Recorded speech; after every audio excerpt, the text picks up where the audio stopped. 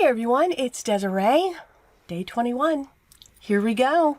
Today I am featuring Stampingbella. I fell in love with that image. Doesn't it? Well, it looks like me after the holidays. I'm just saying. Exhausted, but okay, somewhat adorable. This stamp set is called the Mini Christmas Pudding Oddball. I just loved the face. Now, here's a fun fact here. So you want to make sure that your stamp is taken off all of the plastic, because it will not stick to the top of your stamp positioning tool. Thank goodness paper has two sides. Yes, that is the beauty of paper. It has two sides and we can just have fun stamping. Yeah, I kind of stopped there. Again, it was like the explosion in day 15. Amazing.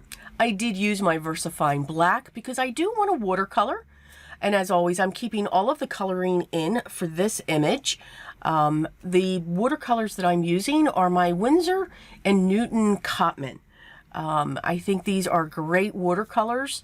If you're coming off of maybe Crayolas and you want to dig in a little bit more, it's a good watercolor to mix with. So I did not emboss this, and this is something that I'm still working with. I'm still practicing with my watercolors.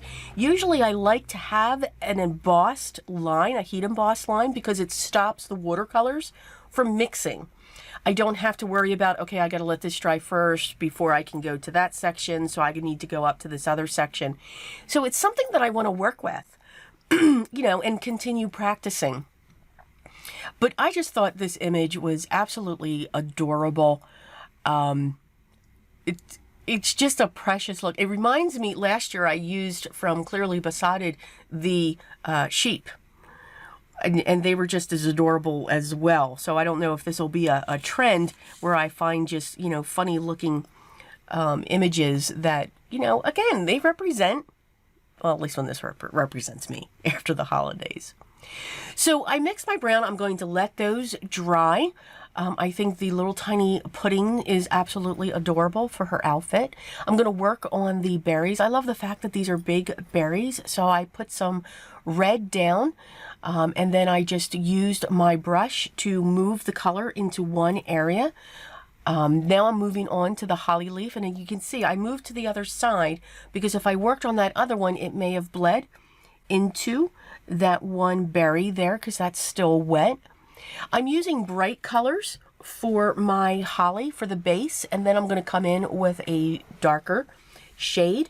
So I put down a light layer and then I just dropped some darker colors. I love watching watercolors move when you drop colors in and let them do the work. I am all about that. I love the way that they'll do that. I tend, and you'll see that a little bit in the pudding, I tend to overwork my watercolors, to force that blend, to force that smoothness. And sometimes I forget, you know what, just let it go. Let that process work on its own, because watercolors will do that, and that's the beauty of them. So here on the berry, so the first one there, I'm just adding some more red there, creating a shadow and also forming my highlight on that berry, and then I added a base coat to the other one. And I'm okay if these run just a little bit because they are next to each other. But again, I did make sure that that holly leaf there to the left was dry. I'm going to fill in that last berry, realizing that I have too much color in there. Excuse me. So sorry about that. I am still fighting my cold, but at least I have my voice back. I literally lost my voice right on day 13 when I went to do that, because I was going to do a voiceover. So yes, we actually had to change it to one in the Become series where it was just the music. So I apologize. My voice is going in and out still, and I am so sorry. You can see I added a little bit of gray to the bottom of hers just so that she's not floating. That gives her a little tiny base, and I wanted to make it look like it was like a little tiny snowbank. So that's why we just added some gray down there. Underneath at the bottom of her pudding dress there, we're going to use a lighter shade.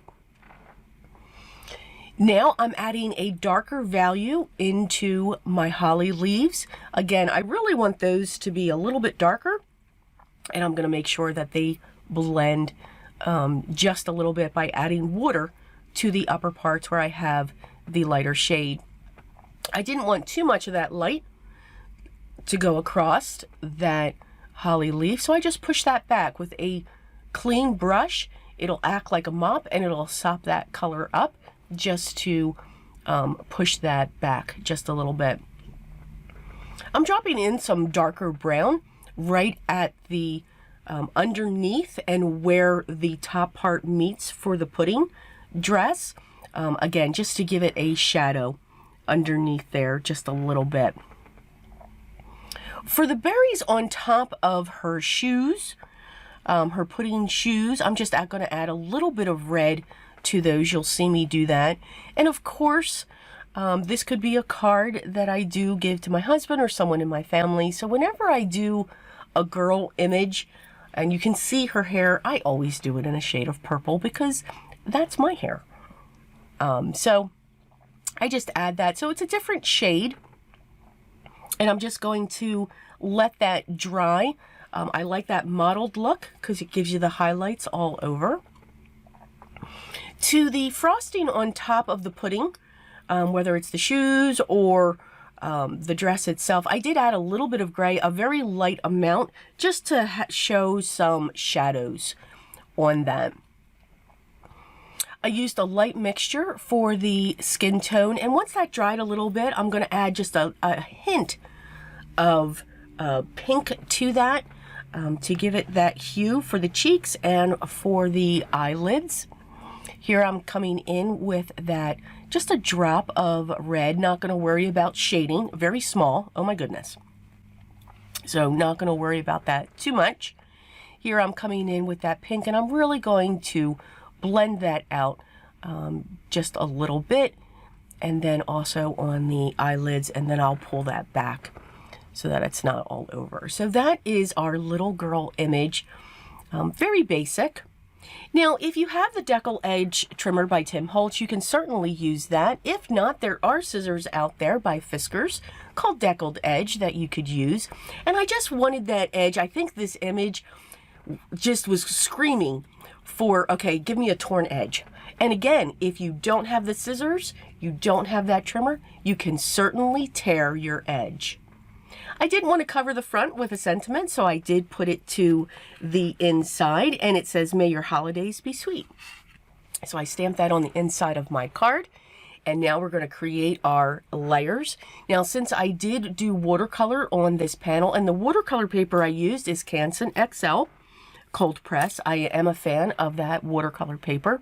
I did use the entire section of the foil so that it didn't have a divot.